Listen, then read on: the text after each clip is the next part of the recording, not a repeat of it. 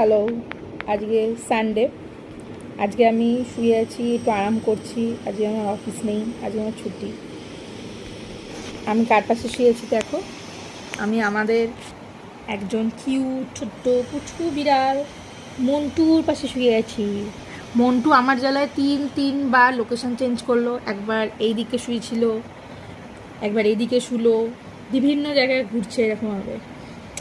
মন্টু, তুমি কিছু বলবে? তুমি কিছু বলবে? বলবে না কিছু? কিছু বলবে না? আচ্ছা, আমি একটা সুন্দর এফেক্ট দিলাম।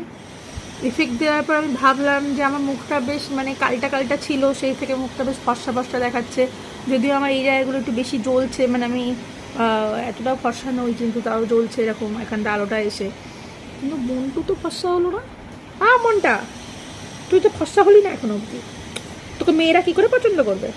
মনটা, মনটার এখন খুব ঘুম পেয়েছে। মনটা এখন কোনোভাবে কোনো কথা বলতেই পারছে না। মনটা বলছে আমার ঘুম পেয়েছে। মনটা, পুটু মনটা, পুটু মনটা, পুটু মনটা।